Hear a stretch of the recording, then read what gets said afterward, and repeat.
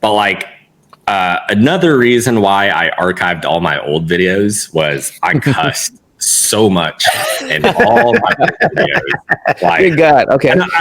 I still drop a couple of F-bombs in my current videos, but it's like I usually say a ton and I end my videos like beyond I don't say any other cuss words now, but like like before I was saying every like in every other sentence, you know, and like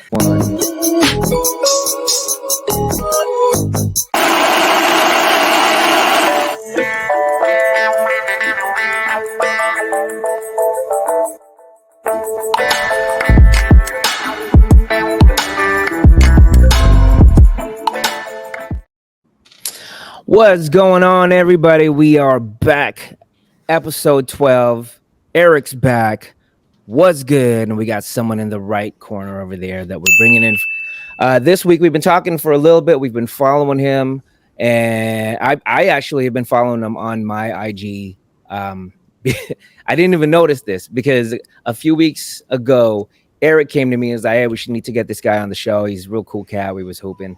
And he sent me something. He sent me over, I think, the IG page, and I started taking a look at it, and I was like, man, why does this look familiar? And actually, my wife had told me, it's like, what you're following that guy now too? And I was like, no, I don't know how the heck he ended up on my IG, and like, I guess I'd followed you before. And I was already fanboying before you guys was even hooping. So yeah, we got Ken. Ken, what's your last name? Is it Tran? T-R-A-N. Ken Tran. Feed the Pudge. At IG, at Feed the Pudge on IG. What's going on, Ken? What's good with you, bro? What up, man? Appreciate y'all having me on. So, Ken, tell us a little bit something on what you do on your IG. I know it. E knows it, but just give us a little, get us up to date on what's going on with you and your IG. Yeah. Well, I think you were saying you were following me before, but I had like a three-year long hiatus of posting. So I wasn't doing any kind of content creation for a while. And then just this past, I think it was September, that's when I started doing this again. But essentially what my Instagram is for is sharing my love of food and culture, making food really accessible, Vietnamese food in particular, really accessible for everybody to, kind of bridge that gap and bring people together over their, love of food, essentially. So you said you took a hiatus, and I've been talking to a few content creators recently, on and off the mic and everything like that, and on and off the pod. And it's always an interesting conversation for yourself. I know in the past you said you had put some content out there. What made you decide to get back in front of the camera, and why the Vietnamese food? Yeah. Well, so to like take it really all the way back.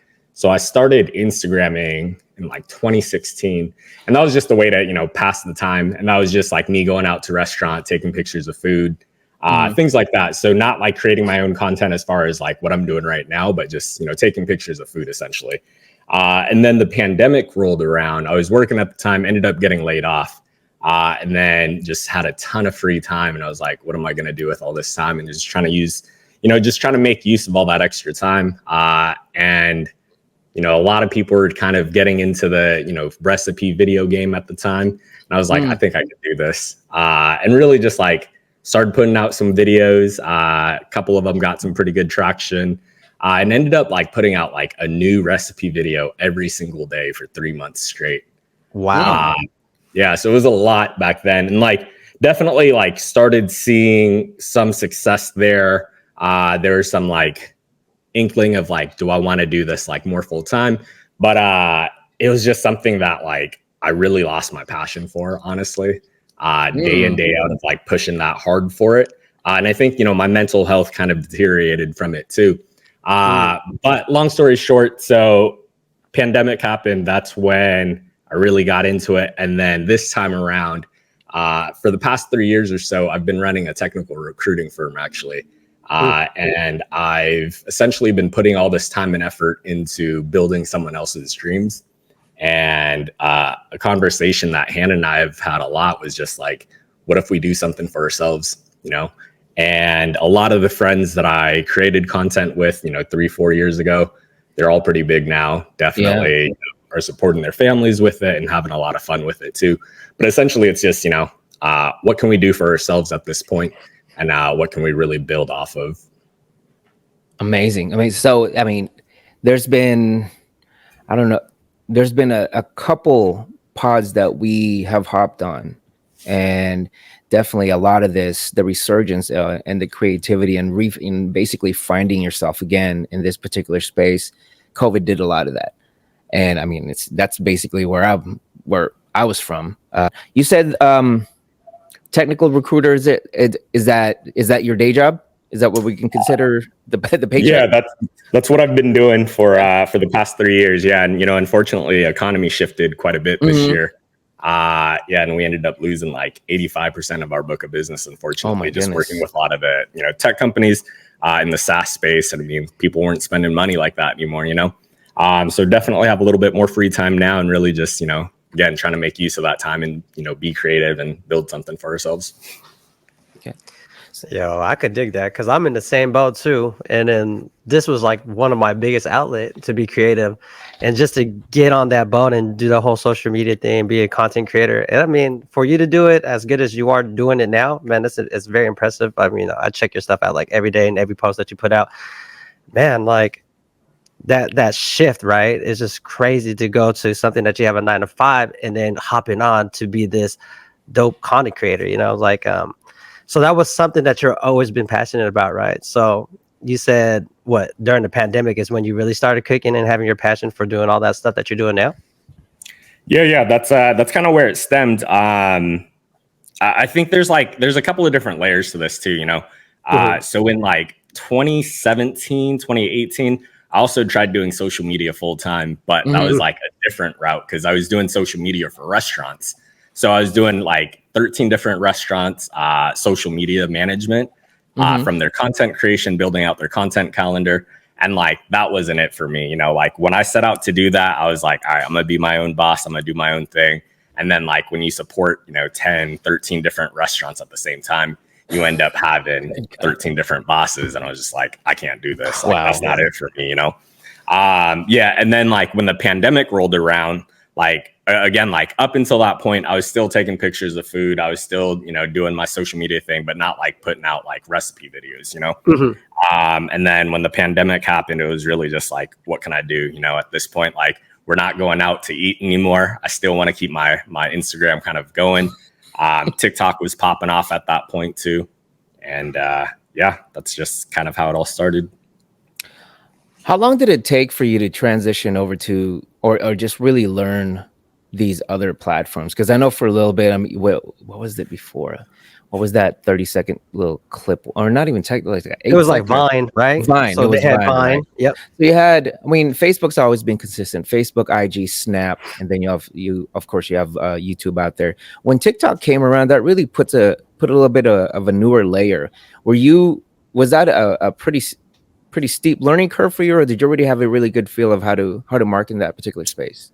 Yeah, I don't think it was too steep for me. I think that as far as the learning curve goes, I think Instagram and TikTok are actually pretty similar. I think for me, it was just kind of like channeling like a younger, more youthful energy on TikTok was really what it is. But like coming back into it now, like I feel like Instagram and TikTok are something that I'm very comfortable with, but I'm like trying to build my YouTube now.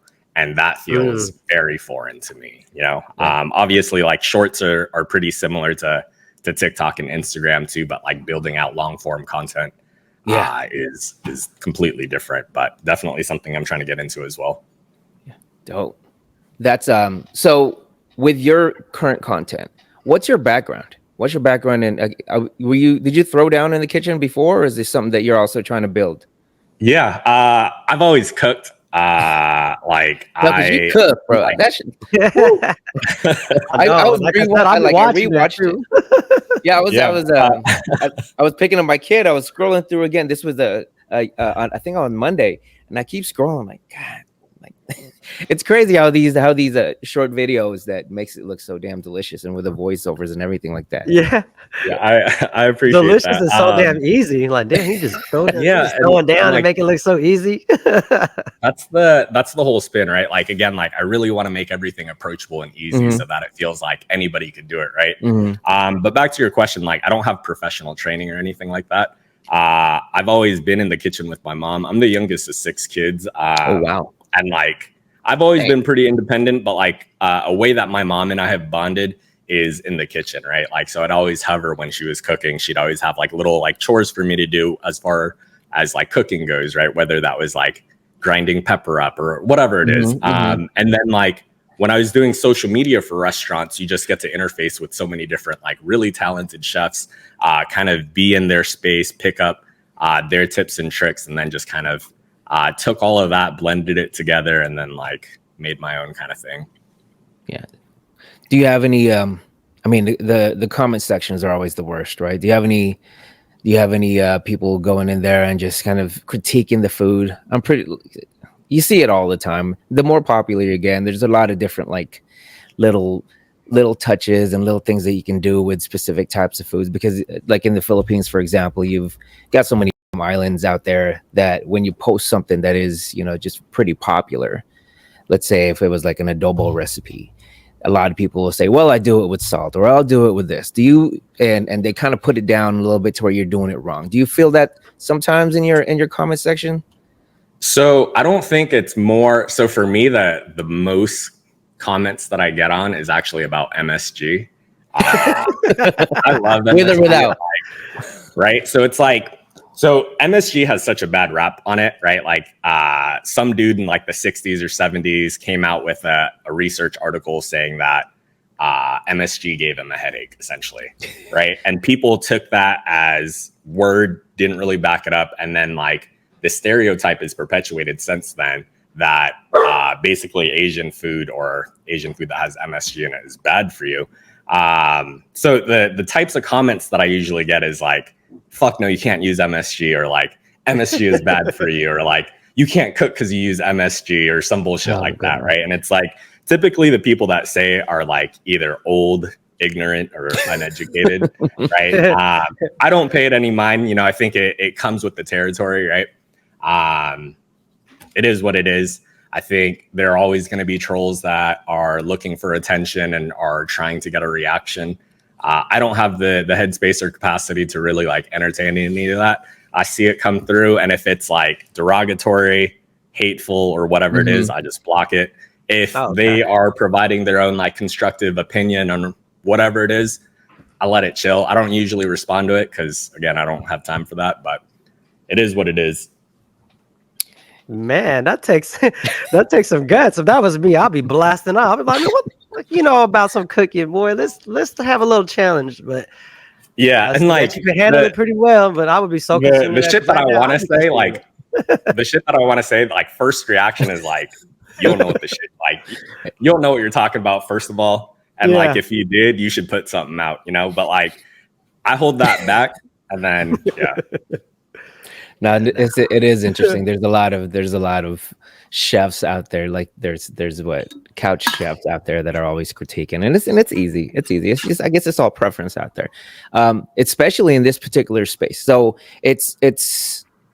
I almost want to call it brave to where you decided to actually step in this particular space, because a lot, some would say that it's pretty saturated at this point. How do you feel about that? Yeah, I think the beauty of the internet, of social media, is that just because one person likes like one content creator doesn't mean they can't like another content creator, right? Like it's not exclusive to just one person. And I think there's a lot of opportunity for anybody and everybody to be successful in this space, whether it's this niche of like recipe cooking videos or whatever it is. I think that opportunity is out there for everybody to be successful, because again, like that followership isn't exclusive by any means. And I just love how everybody's like, there is a lot of as many people that are you would consider trolls or haters in the comment section. There's a lot of content creators out there that appreciate that, other content creators doing this particular thing and helping it grow by, with the remix function and like, in YouTube and in the reels and in the shorts and everything like that. I think it's very much present there. I definitely agree. I follow a lot of Gary Vee stuff, and he himself had mentioned that's why I kept going with the podcast itself. It's hard. It's hard sometimes. You kind of fall off. I'm like, you know what? If this is a hobby, is this all for naught just because I'm not getting the traction that I would want? And just the simple fact when you had mentioned, it's like everybody should have a podcast, just because you definitely, even if you have the same story as everyone else, not everyone is willing to tell it the same way as you do. A lot of the food that you share, a lot of the content that you share on your chat, on your IG, you have a little bit of story behind it, and you have your own creativity that you also translate through it. So I do really appreciate that. It definitely, again, there's a lot of these, you call them recipe videos, or what do you call them? Yeah. Typically, yeah, I call them recipe videos. Yeah. Content creators that are doing it are recipe content creators, essentially. But yeah. Mm-hmm. No, there's a few, there's a lot that actually have them on their IGs and everything, but there's some that just, it comes across differently. And that's, I think that was my attraction to your channel itself, like I said. And you had mentioned a little bit earlier that you had started back, I think, in September or so. And I think that was around the time when E and I had started this whole venture of ours. And that's when I personally just started following on my end, just try to see how everything works. And that's when you had come through. And then my wife also helps with my the content stuff and the IG and everything, so she sees what I see. So that's why I was following then, and she liked the stuff. Like I said, I think I had shared your, what is that, the mashed potato egg roll or something like that, the loaded. Yeah. So is that something that's not something that is typical in the Vietnamese kitchen, though, is it? That's not Vietnamese at all. Like, I was looking at it, I was like, God, this barely even Asian. Yeah, I mean, like, so I think, like, as a content creator, as someone who's trying to pursue this more full time, you got to stay on top of trends a little bit, right? So, like, with the holidays, with Thanksgiving right around, like, I wasn't gonna cook a whole turkey the day before and be like, all right, let me cook some like turkey congee so that I could post on Thanksgiving Day. Which I did the day after. But I was just thinking about, all right, what's going to be easy that I can put together within a day, edit within like half an hour or whatever it is, and then put that out so that I can be on top of like this Thanksgiving theme, right?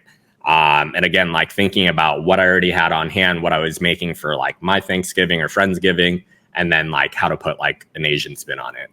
Essentially is where that came from. Well, that one hit. That one spoke to us very much. So that is the preparation process. Is there some to where you take a little bit more in your preparation than other weeks where you're really not feeling it? Yeah. So as a whole, how I try to think about my content calendar is each week I try to cook one like noodle soup dish, just because that takes a little bit longer to make. The preparation for it's a little bit longer. And then I cook like one or two other like easier to cook like Vietnamese home cooking meals that don't require as much prep time, right?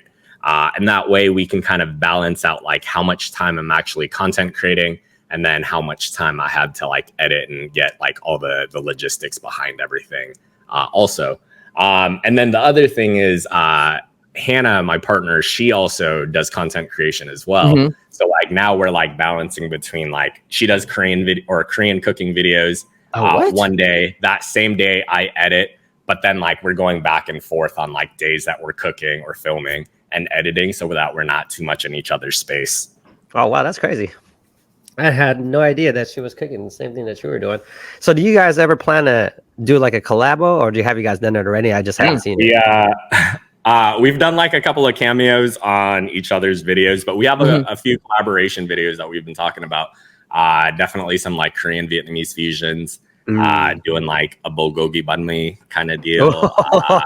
Yeah, we'll be doing some things there. But yeah. Ooh, man, because banh mi is good, and then you have bulgogi. Oh man, that's gonna be slapping. I could just imagine that now. Maybe have like an egg run dripping down with the yolk. Oh man, that sounds hella bomb. Yeah, the fusion is definitely out, and there's more and more fusion out there. Just with your Korean and Vietnamese, man, that's gonna be some thing though, boy. Oh, yeah, and I think fire. Like, it's interesting though. Like the other thing, like right now, I feel like the videos that I'm really putting out is like traditional Vietnamese stuff, because like I really want to put out like things that I grew up with, things that my mom cooked, things that I like really know how to cook, right? But like beyond that, like I also want to push out like the weird shit that I have in my brain, like a lot of the fusion concept, the things that aren't like really like actually Vietnamese food, but like things that I want to push as far as like recipe development goes. We're just not in a space right now where like I can R&D like that, just because like I can't put out like a bad video right now just because I'm trying to push out so much content. But later down the line, there's definitely like some ideas that I want to do as far as like kind of being a little bit outside of the box as far as like creativity with recipes go. Okay.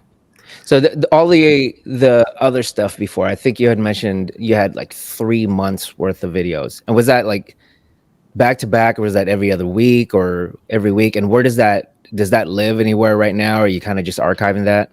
Yeah, so it was like when I was doing it back there for 3 months straight, I was filming, editing, posting a brand new recipe video every single day for 3 months straight. All of that was on my TikTok and Instagram too, but I actually archived all of them. I still have access to all those videos. I think they're just a little bit lower quality than what I want to put out now. I mean, like when I first started, I was like filming with my camera and like my phone in my hand, you know, so like things are shaking. I just didn't like that look. And I think like, again, like to your point earlier, like there's so many content creators out right now that I felt like I had to level up the quality of my content. Yeah, like, for sure. Again, like I think the most important thing is like how do you separate yourself from everybody else? And first off, it's the personality, it's the person behind the camera, right? But to get to that like same baseline, just because everybody's quality is so high right now, I also felt the need to like also increase my quality of content. That's definitely what I was going to ask you. I had something in my head. I was like, I wanted to ask what sets you aside, and especially like I said, in this particular space where everybody's trying to create their video recipes and everything like that. How could you take that on, and what would make you different, setting you aside from anyone else? But your approach right now seems like there's a lot of maturation in all the stuff that from all the experiences that you learned previously, and knowing what you want right now. And is a lot of that just bouncing back and forth with you and Hannah, or is it more personal on your end? Are you kind of leading the charge there? Yeah, probably blended. I would say that, you know, Hannah and I definitely bounce off ideas a lot on each other. And I think like the other aspect of it is like in my day-to-day job, like where I feel the need to be really professional, right? I think it's taking that, you know, both mindsets and like blending it into one and like creating a piece of content that I'm proud of, that I can share with the world. And obviously that people are willing to accept as well. Like, yeah, a lot of it right now is, and I can see it. I was thinking before, I was like, where would this go, and what's the true goal, and like kind of just the next level of this thing? What would you say? It sounds like it's YouTube. It's like growing the YouTube channel. Or that's part of it. So I think the biggest thing for me is financial flexibility and freedom, right? I think over the past couple years, I've been very fortunate to be able to make the, you know, kind of money that I've seen running a technical recruiting firm. But all of my income was essentially coming from one avenue. Really only had one stream of income.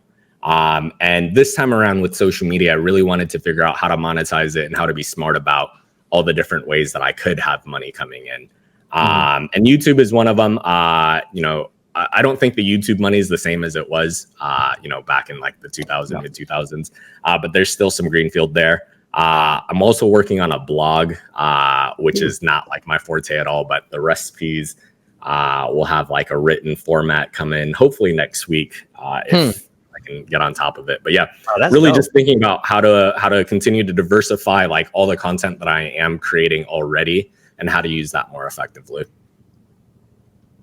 What kind of time are you setting aside for yourself? Because I know I spoke to another content creator, and they had mentioned some sort of a calendar or some sort of a planning calendar for themselves. What are you setting aside from, you know, your day job for yourself?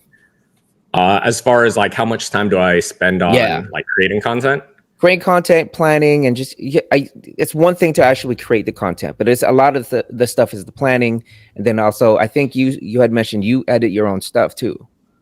Yeah, I would love to be able to outsource that. Yeah, but I'm pretty hands-on. I think as of right now, like I know what I want for my videos, so I'm just just doing that. But later down the line, I would love for my sole focus to just be on content creation and leaving kind of like the busy work of editing to someone else. But yeah, as far as like planning goes, I would say like, honestly, like I probably only plan out like a week in advance of like what I'm cooking, what I'm about to do. I would need to be a lot better at that, honestly. Organization isn't one of my strongest suits by any means. I like to kind of just like dive in and like do it and kind of be more into it in that sense. But as far as like how much time I spend like creating content, so like if I'm filming in a day, depending on the recipe itself, I could be filming for anywhere between like 2 to 4 hours, especially if it's like a noodle soup that just takes longer to make, editing right now, my workflow is pretty easy. I would say like one like minute to a minute and a half video probably takes me like 45 minutes to edit, and then like another 15 to like 30 minutes to do the voiceover. I'm not as like type A with like some of these things. Like Hannah though, like sometimes she'll be editing till like 3-4 a.m. in the morning because she catching like, issues. And like there was a time like I showed her my workflow, taught her Premiere Pro, and then like from 1 p.m. in the afternoon, she was editing till like 2 a.m. because like she kept on catching errors or like things like she didn't like. And I'm not like that particular when it comes to like what I want to do, because for me it's like I just want to push out like really good quality content, but like not be too hung up on like all the little details too much. Wow. No, that's Like the captioning and all the sound effects that you got in the background and stuff like that. I mean, that's crazy work ethic, man. Yeah, that's some dedication for sure. Trying to learn something overnight and then spending 3-4 a.m.s late nights. Man, that's a lot. Yeah. I mean, like, honestly, like work ethic grind to me has like been a very big theme in my life. I've never wanted to become a product of my own environment. And like, I think I'm pretty smart. I think I'm pretty logical, but I've never saw myself as like supremely talented or anything like that. Right. But I've always been able to make my way because I've worked hard. Right. Like if for whatever it is, like I can't let someone outwork me and that be like the barometer of like who's going to be successful or not, essentially. How do you measure your success, bro? Yeah, it's something that I've thought about a lot, and like it'll probably come around a lot. But yeah, I think it's the financial freedom, right? Like, I don't think money is everything, but not having money is a much bigger issue, right? And like growing up pretty poor, seeing my parents work really hard and not have like a whole lot either, and not be able to have like the time to do the things that they want to do. I think that's big. And like, I think that segues a lot into passion too, right? I think in my early 20s, especially for like millennials, we talk about like being passionate about your work. And I think that is something that I don't necessarily agree with. I think like being passionate about your work is really difficult in this day and age, right? Like, again, like doing social media full time, thinking that was my passion and like understanding like there are always going to be aspects of your job that feel like a job. And at the end of the day, like regardless of how passionate you are about it, if you need it to pay your bills, there are going to be like decisions or like things that you don't necessarily like, right? So for me, it's always been more about allowing work to be the vehicle that, drives my passion elsewhere, right? So whatever I'm passionate about, work being able to provide me the financial freedom and flexibility and the time and the energy to do whatever it is that I wanted to do outside of that. Absolutely. Wow. Yeah, I agree with that. Definitely agree with that. It's are there any other passions aside from the food right now that you think that would eventually make it in front of the camera? I know social media for a little bit. It doesn't sound like it was really a true passion. It was definitely something that you were good at and very, very creative at. Is there anything that, I mean, I know you do a lot of hooping. I don't know what else you're into out there as far as like as far as little hobbies, but is there anything else that could eventually make the front screen? I don't know, man. I've been thinking about that too, right? Like, I think, like, I think the biggest thing is like I never want to pigeonhole myself into anything, right? And I think right now it's a very niche focus as far as like content creation within the recipe game itself. And I don't want to necessarily pigeonhole myself into just that. There are definitely aspects of my life that I have thought about, like if I want to put it out there. And social media is interesting though, right? Because it's like, I think what I put there is very curated to what I want the world to see. And I think the other half of it is like, I still want my privacy. I still want like what I put out is what I want the world to see. But the other aspects of it is like, that's what I hold to like myself. That's what I share with Hannah. And that's not something that like I necessarily want other people to see. But yeah, as far as like other hobbies go, like I've thought about like I used to work out a lot. I thought about doing something fitness based, but like, I'm like way too lazy to like eat right all the time and like work out all the time now. And record. Like, I used to hoop a lot too, but like I have no cartilage in any of my knees. I'm getting injured all the time now. So it's just, like, I mean, I saw E just earlier today and we were just like running drills with Nan, but like, like I just do that for exercise and to get shots up now, but we talked about like hiking, like Hannah and I hike a lot. I don't know, man. I think that's a decent crossover, right? I mean, with all the food, like with the health kick, I mean, it's going to be January here pretty soon. There's going to be a lot of, you're going to have a lot of New Year's resolutions again. It's not a bad idea to have that crossover, that healthy lifestyle. It's not, and I'm not saying that Vietnamese or even Southeast Asian food is unhealthy at all. It's probably one of the better, healthier foods out there. I believe it. Absolutely. I mean, tons of vegetables, fresher, things like that. And it's interesting because before I started putting out content again, what I was actually doing was like Vietnamese meal preps. So I was making like Vietnamese rice bowls, weighing everything out, counting all like the macros and everything too. The idea was to put it out, but it's a lot more work having to like really fine tune all those things as well. And I decided to scrap that. And like my weight has fluctuated a lot over the past couple of years as well. And like, it was more or less just like for me to get healthy again. Yeah. No, man, that's a hard kick, man. I'm trying to be healthy right now, and I just can't. I just find myself not wanting to cook. So just having that motivation. Is that motivation for you to cook all that stuff that you be doing right now? A little bit. I mean, like, I'm not like restricting myself as far as like what I'm eating right now. Because like we still cook every day essentially. And I'm not like watching like how much oil I put in, how much like salt I put in, whatever it is like that. But I think the biggest thing is like portion controls, right? We're not eating like excessively large meals, or we're not snacking late at night anymore. But man, I wouldn't say motivation, but definitely. I be snacking. I gotta stop the snacking, boy. I'm telling you, I'm always looking for a bag of chips, always looking for some juice and digging through miles of candy. I'm like, oh man, I can't do it. I saw that fish sauce in MSG with a salt retention and the water retention. So that, I mean, you got to. It's either you kind of stay away from a little bit, or like you said, a lot of portion control and just drinking hell of water and just getting that thing out of your body. It's crazy though. So Hannah and I have been together for I think about 4 years now. And Hannah is very thin, very fit. But she eats like crazy, like fast. I hate those people. And like, I know, the fast metabolism. When Hannah and I first started dating, I was probably like 165 pounds. I gained like over 50 pounds dating her just because we were eating around the clock. It was like a slumber party. You got booed up, man.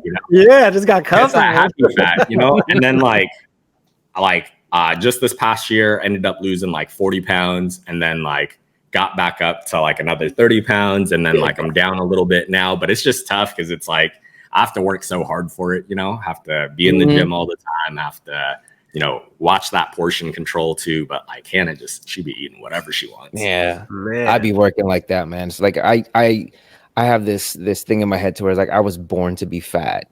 And I'm always like, when I let go, even for a week, because there was 4 years straight where I just watched. I pretty much went through every single damn diet. There was like there was keto, you had paleo, you had, you know, carb backload and variations of that. And then you're constantly in the gym with CrossFit and everything.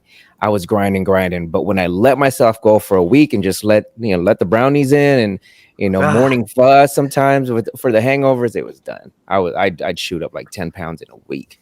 So it was always scrapping. Easy. Always scrapping.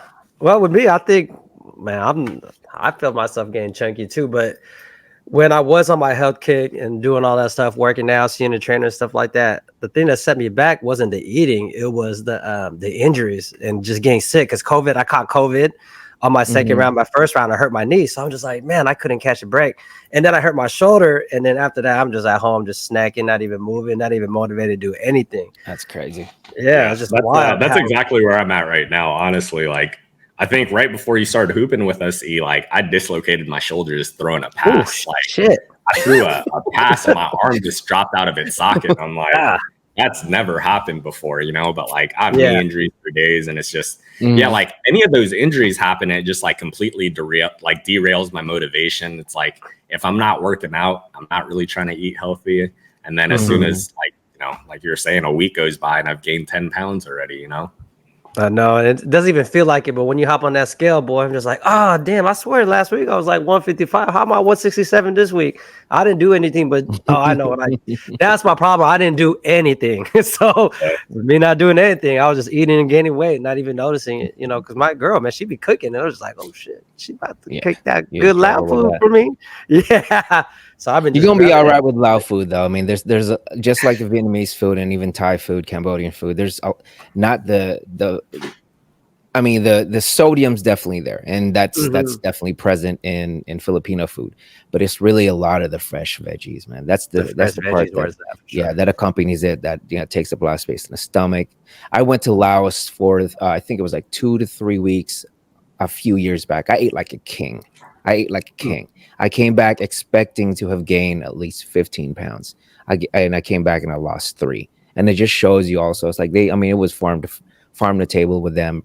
If you were hungry, they take something down in the backyard and bring back and just pull some stuff off the trees. And here you go. Here's a freaking meal for the king. And I think there's a lot of the smaller, Southeast Asian stores, the Oriental stores.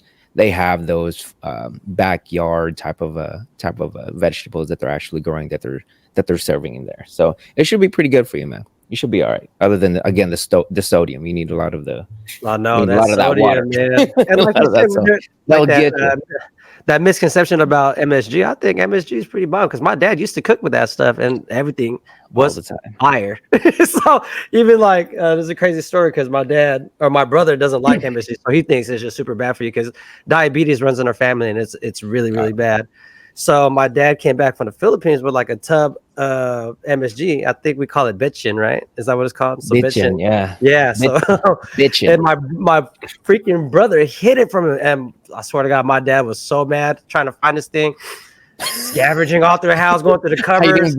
And then my brother goes to me, he goes, I threw that away. I'm like, oh shit, dude, why the hell did you do that? You got dads, rummaging through the house, yelling at everybody, where is it at? Where's my bitching at? I can't cook without that. I was like, he's bitching about the bitching. Yeah, but man, that's just fire though, right?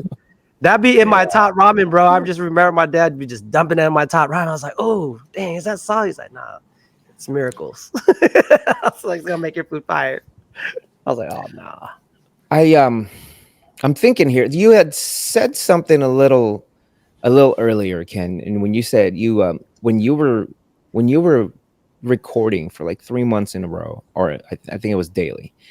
Did you stop? I don't remember what you said. Why you kind of took a break on that? Was that because you're feeling a little burnt out, or what happened then? Again? Yeah, I think I was focusing on the wrong things, man. I think like every day that I would post, I would hover over my phone as soon as I post, see like how many views it got, how many likes it got, what comments came in. Like I was obsessing over those things, and I think it just like it was such a slippery slope of like worrying about all these things that I felt like I shouldn't be worrying about, and like putting on like so much pressure on myself for my videos to perform well. or like if I felt like, oh, I just put out like a fire recipe and it didn't do well, right? Like I would take that really hard on myself too. So I think it was just like a combination of all that like really like didn't sit well with me. And then I was just like, I can't be focusing on this right now just because, it was taking a toll on my own well-being. Well, shoot, you were recording daily. You were probably also hovering daily, and mentally, just that focus of just you had asked earlier, it's like, what's your measure of success? I mean, I think there's little measures of success in every piece of work that we do. It's like, is this good enough type of a deal? I mean, it's also like nowadays you can throw together a bomb recipe and edit it for or a video, right? And edit it for an extra amount of time because you think it's special. It doesn't hit, but then you throw some weird video out there. Like some kids will throw just some weirdo videos out there and they'll get 100,000 views just like in the first 10 minutes. So it is a little bit of a difference in between those two, and that can take its toll. You sit back and like, what the heck am I really doing here? But that's what I was asking back then. I'm struggling right now because this is my first run through, and actually putting content out there. I'm struggling right now, and in that, and I kind of like I'm trying to see what kind of went sideways with you initially, and I think that's what I'm feeling right now. It's like there's a lot of effort when you put this content together, and once you put it out there, and you feel like it should yield a little bit more than what it normally does. But it's not for the most part, it's not even really you or the content. It's just the algorithm that's putting it out there. That's my kind of thought in it. Do you agree with that, or is there a little bit more in what you're doing now? Because obviously you're doing something right. Yeah, I think there's a little bit of that for sure. I think the thing that I'm trying to like, I think there's a couple layers here too. So the first thing is like, if something doesn't do well, I want to look at the analytics behind it and understand why it didn't do well, right? Mm-hmm. And there are a lot of things that go into the algorithm, a lot of these different variables that you can, kind of A/B test. But like, I think for me, it's like, if something doesn't resonate with somebody, like I have to understand, like, was it the way that I was talking? Was it the way that I presented this piece of content? Like, how can I do that in a different way that might be more appealing? And then just kind of learn from like these little things that I put out and like kind of really like be analytical in the sense of like, all right, if this doesn't work, what about this? And I think Instagram's actually introducing some new features where you can actually kind of like test some of those things a little bit better. And then the other part of it is like, I'm not putting too much pressure on myself this time around. I think I'm really just putting out content that I think I would enjoy, someone like me would enjoy, right? And that's who the videos really are for, right? Like it's for the millennials that don't really live at home with their mom anymore, that don't know how to cook Vietnamese food and miss like their mom's home cooking essentially, right? And I think something that's really important for myself that I've discovered as well is like, I rewatch a lot of my own videos too, right? Like a lot of these soups that I make, like if I make it day in, day out, or like regularly, I know how to make it without like looking at anything, right?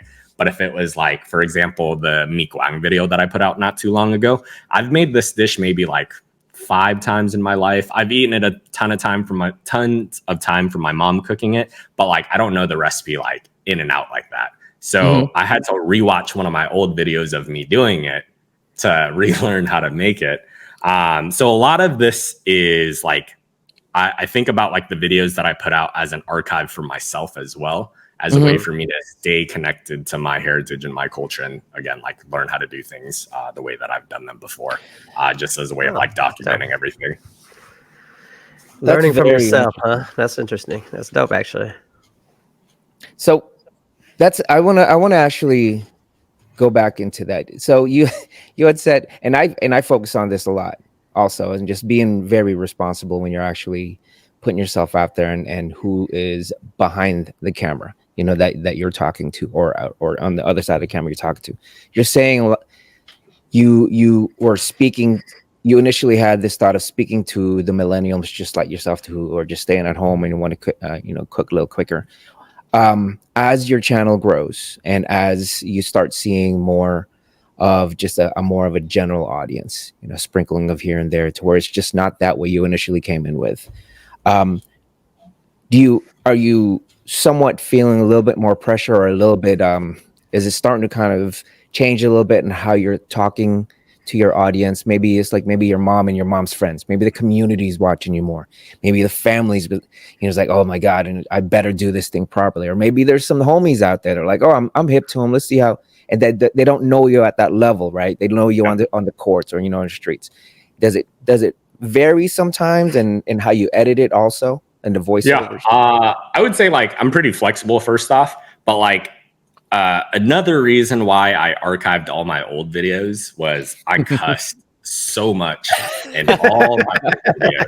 Like, good God, okay. I still drop a couple of F-bombs in my current videos, but it's like I usually say a fuck ton and I end my videos with fuck yeah, but like beyond those, I don't say any other cuss words now, but like like before I was saying shit, bitch, fuck, every other sentence, and like that's more or less how I was talking at that time in my life. But like I think also like again, like to your point, like I want to appeal to a bigger audience. I want to appeal to a more general audience as well. And like one of the other comments, just remembering now, is like people used to say I cuss too much in my videos. Like, oh, I was watching this with my kid, but like we were having a good time, and then you were cussing. And I was like, fuck you. I don't know, man, but. Whatever. Filter your kid. No, but what was the content before? It was just vlogging. It was still recipe videos. Yeah, it was recipe videos, but I was cussing. Who are you? He was like, yo, this shit is fucking hella good. Just Gordon Ramsay in it in Vietnam. Good God. I mean, I wasn't mad or like anything. It was just like that's just like I don't know. I mean, like I grew up in the projects. I was just speaking the way that I knew how to speak, and that's just kind of how it came out, But again, like thinking about things again more generally, it's like, how do you appeal to a bigger audience?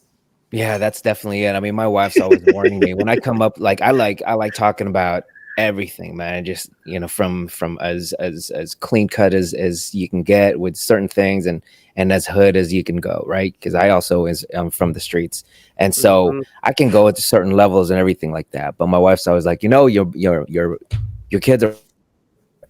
I work for for this bigger company, and they're like, oh, they might find you, and they actually found me. So it's like now, it's just really the not necessarily a carefulness, but you have to understand what kind of product you're actually putting out there. And I think this time around, that hiatus and that just regrouping of yourself, I think it's really methodical. You've yielded what you're at, like 33,000 followers already in a few months. I don't know if that's carryover from the previous, and if you basically archived it, but they've hung with you. That's just the fact that you're bringing in, you're putting out a lot more mature, a lot quicker hitting, and very much it hits right there with the content itself, and I appreciate it, man. So I'm glad, and I'm learning with you. I'm learning with you along the way, and it's great that we're talking here because. A lot of the stuff that you're talking about, it's just actually, you've gone through this before. You've, like you said, you're since 2018 or something like that. You're kind of a pro at this thing. I would say that. I mean, like it feels kind of work on 13 social medias. I mean, like it feels foreign coming back into it. Honestly, like the first couple of weeks coming back into like creating content, editing, like all of that felt like. A lot. Like it was a big mountain to overcome even before I started creating content again, right? Because like in that 3-year hiatus, I was like, I want to create content again. Like I want to do it, but like it was just like a mental like thing that I had to just really get over. But yeah, I mean, like I think I've learned a lot. I have a lot of really good resources as well. So like I think the biggest thing is like leaning into my community as well, right? So when I started back in 2018. There was like a small group of content creators that like were all doing the same thing around the same time. And like now, like most of them have like millions of followers. Some of them are like up to 500,000 followers, right? One of them in particular is actually Gaming Foodie. I don't know if you guys have seen her at all. She does like Vietnamese recipes. She's a mom, does like really cool stuff, but she has like, I don't know, 3 or 4 million followers on TikTok, a couple million on YouTube. But like I'm always hitting her up and she's like always responding to me, giving me like advice on how to do things as well. But again, like just really leaning into that community of like people that have, kind of come before me, have seen success, picking their brains on, what they're doing, kind of leaning into that. No, that's dope, man. Well, there you go, E. We need to take some notes. We're very, for us, if you take a look at our channel, I mean, it's a just smattering of stuff. It's Mhm. when we first started the channel, I told E, I was like, hey, I just want to do something. This is going to end up being a hobby for us. E was talking about, he was going to do something before also with one of his friends, that Joelle. She's actually on the on the channel now. She's she's pursuing her own show. And we just wanted to get in front of the camera because there's like I had mentioned in the previous episode, or like a couple of episodes ago, I was like, COVID fucked a lot of people up, and also at the same time it brought a lot out of people to say, I want to start doing things again. I want to start living again, because there was that feeling. I was like, maybe this might not be it. I think one of our boys that from Cali that we interviewed a couple episodes back, and he was like, I don't even know if we're living anymore. We're going to be living anymore. I mean, I'll start doing content again.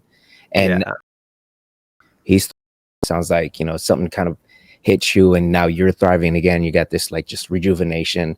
Yeah, you and your partner just doing things.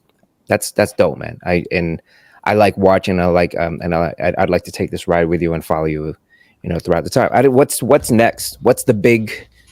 What do you, other than, I know growing your YouTube viewership, and I think you were talking about having your blog. Is that going to be more of a what is it, like membership base? Is that what you're thinking on that?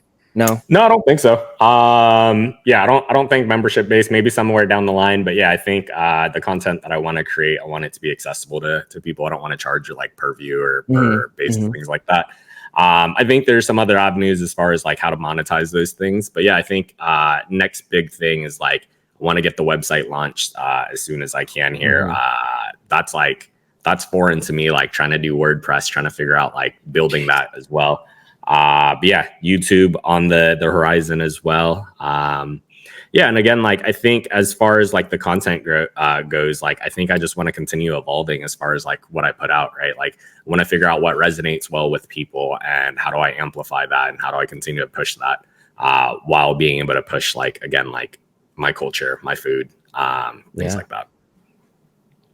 No, that's awesome, man. We'd love to see more. I think there would be, after this episode, and once this episode is shared out there, I think there would be a lot more people interested in you itself, because you're very, you're out there. You're definitely, there's a lot of inspiration that you're bringing to me, at least as far as like in this particular space. I know there's a lot of people maybe timid to get back into it, and it sounds like, there's definitely something in the words that you've shared with us today that can help them out get back into that space. Are you having other people like reach out to you and asking, how do you do this, or are asking for any type of mentorship there? Or is it kind of like, not right now. I think the biggest thing is like I'm trying to help Hannah right now, right? Like Hannah's getting into content creation.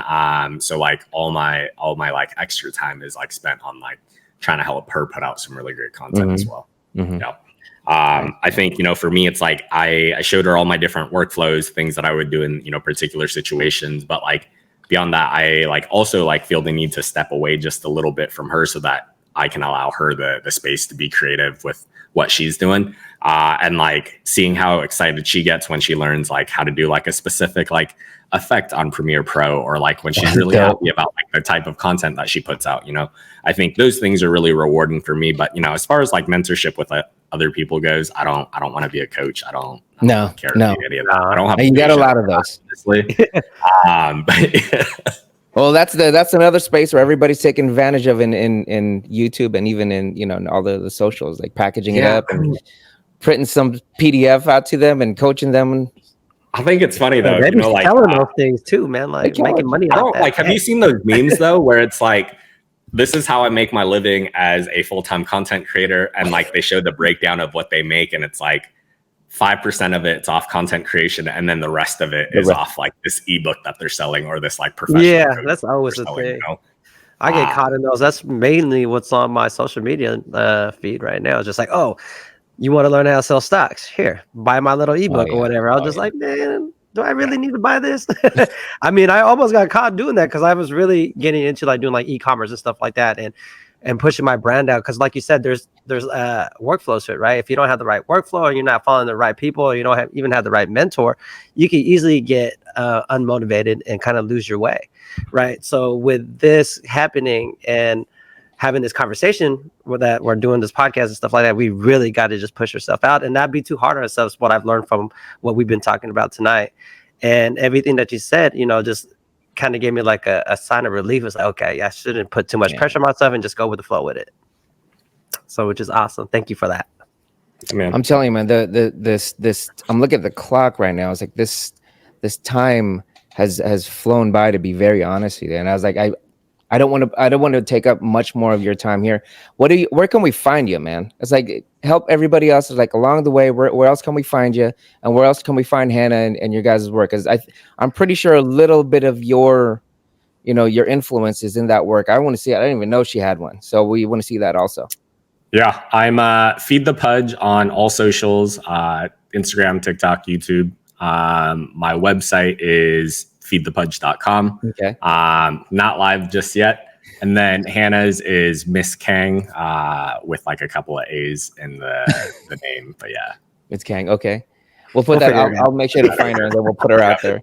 But yeah, I mean, like, as far as like some of that influence go, like I said, like I appear in some of her videos. She's like shown up in a couple of my videos as well. But like, I think like I've taught her like the foundation, but she's really taken that and then like started really pushing her own, like kind of like being really creative with like the things that she's doing. And she's kind of like leapfrogging over me already, to be honest. Wow. Okay. I'm definitely interested in that particular space, because I want to see the other ways and methods of actually putting the stuff out there right now, because you can see it all the time. But then to know somebody that's that's pushing it out there, and then also their thought process and their planning and the final product. I'm glad that you're really nitpicking in that, because I can see that particular product in itself, and then with what we do with the podcast, and also just maybe dabbling a little bit into the vlogging itself. I think I'm looking for influence in that particular area also. For sure. And maybe, man, I'm trying to put something together for the new year here of people. I don't know how much you've dropped already, how much weight you've dropped. I need to drop a few. I don't know. E needs to drop a few. He's been talking about dropping a few for a little bit. No, man, I need to do something. I'm trying to let's do like a little. You know how everybody does a challenge. If we put it out there in the universe, in the pod, in the YouTube universe, maybe we'll hold ourselves accountable. I'll let you know. You don't gotta say yeah yet. Oh, a little challenge, huh? Is this what I'm down? We'll make a challenge. Now I've got some people hitting me up, like, because I normally run like almost every year one of these little things, just to help people just to help me. And I don't have a lot to lose, but a lot of weight to lose. But I like being competitive and everything like that. So we'll pencil you in. We'll pencil you guys both in. For sure, I'm down. All right. Well, shoot. Thank you so much, Ken. We'll go ahead and put all your information right up on the screen here. Hopefully consider that hiking vlogging that you, or that stuff. I'd like it'd be nice for people to actually know you. I think you're very inspirational, very hardworking dude, man. Very methodical in your work. Hard work. It's dope. Appreciate Pleasure to meet you, bro. All right, y'all. Likewise. We'll see you guys next week. Other than that, enjoy the weekend.